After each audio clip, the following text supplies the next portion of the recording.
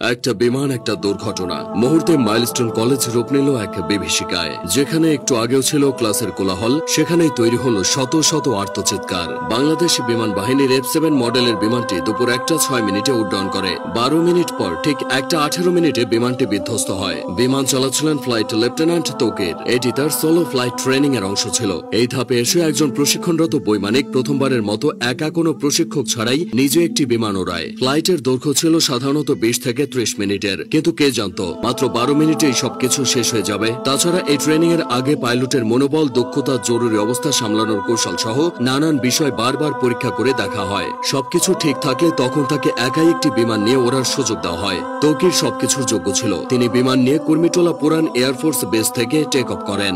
এরপর উত্তরা, দিয়াবাড়ি, বাড্ডা, হাতিরঝিল ও রামপুরার ওপর উঠতে থাকেন। তবে কয়েক মিনিটের মধ্যে কিছু সমস্যা দেখা যায়। সঙ্গে সঙ্গে তৌকির কন্ট্রোল রুমে রিপোর্ট করে জানায় যে তার বিমান আকাশে ভাসছে না, মনে হচ্ছে বিমান নিচের দিকে পড়ে যাচ্ছে। কন্ট্রোল রুম থেকে তাকে জানানো হয় তিনি যেন ইজেক্ট করেন তথা বের হয়ে আসেন। বিমান যখন নিয়ন্ত্রণের বাইরে চলে যায় তখন পাইলট নিজেকে বিমানের বাইরে বের করে আনেন প্যারাশুট সহ। এটি ইজেক্ট, কিন্তু কোনো এক অজানা কারণে তা সম্ভব হয়নি। এদিকে কন্ট্রোল রুমের সাথে পাইলটের যোগাযোগ বিচ্ছিন্ন হয়ে যায়। তার ঠিক 1 থেকে 1.5 মিনিটের মধ্যেই বিমানটি নিয়ন্ত্রণ হারিয়ে উত্তরা মাইলস্টোন স্কুলে বিধ্বস্ত হয়। মূলত স্কুলের আবাসিক ভবনে বিমানটি আছড়ে পড়ে। ভবনটির নাম হায়দার হল। হলের পুরো অংশ ধসে গেছে। বিমানের বড় অংশটা ক্যাম্পাসের মাঝের ফাঁকা অংশে পড়েছিল। বিমানটি একটু পরে আছড়ে পড়লে হয়তো হতাহতের পরিমাণটা কিছুটা কমতো, কারণ ক্লাস শেষের ঠিক পরের সময় বিমানটি আছড়ে পড়েছে। বহু ছেলে মেয়ে ক্লাস শেষে বের হয়ে চলে যেত। যে ভবনে বিমান বাহিনীর প্রশিক্ষণ বিমানটি বিধ্বস্ত হয়েছে সেটি দোতলা ছিল। ক্যান্টিনের পাশেই ওই ভবনটি। ওই ভবনে 2টি তলা মিলিয়ে মোট 16টি ক্লাসরুম আছে আর 4টি শিক্ষকদের রুম। প্রাথমিকের 1ম থেকে 5ম শ্রেণীর ক্লাস হতো এই ভবনে। 3য় ও 4র্থ শ্রেণীর শ্রেণীকক্ষের সামনেই বিমানটি বিধ্বস্ত হয়েছে। তখন ক্লাস চলছিল। কিছুক্ষণের মধ্যেই ক্লাস শেষ হতো। ঠিক সেই সময় কলেজের প্রজেক্ট 7 নম্বর ভবনে বিমানটি ধাক্কা লেগে জ্বালানি লিকেজ হয়। পরে প্রজেক্ট 2 ভবনের সামনে আছড়ে পড়ে। বেলা 1টার দিকে স্কুল ছুটি হয়ে যায়। তবে তখনও কিছু শিক্ষার্থী সেখানে অবস্থান করছিল। তারাই সবচেয়ে ক্ষতিগ্রস্ত হয়েছে। অনেক অভিভাবক বাইরে থেকে দাঁড়িয়ে শুধু দুর্দশা দেখেছে, কিছুই করার ছিল না। দুর্ঘটনা যা ঘটার তা ঘটে গেলেও কিছু প্রশ্ন থেকে গেছে।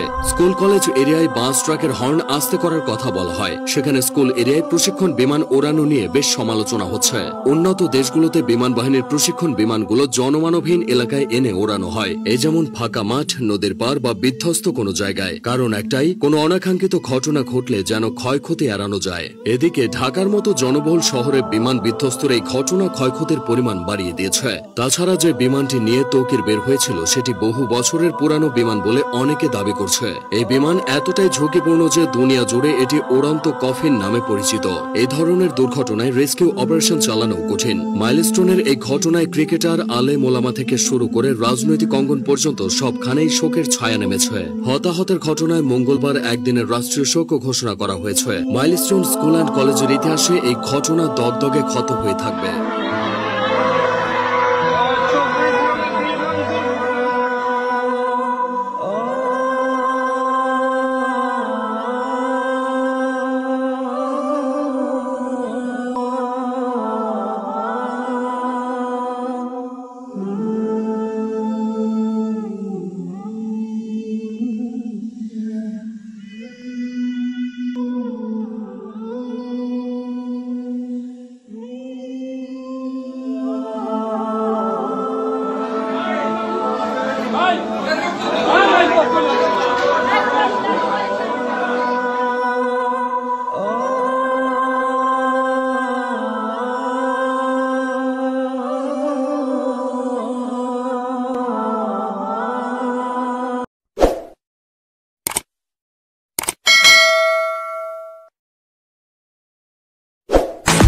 মেট্রো ট্রাভেল চ্যানেলটি যারা সাবস্ক্রাইব করেনি এখনই সাবস্ক্রাইব করুন। ধন্যবাদ।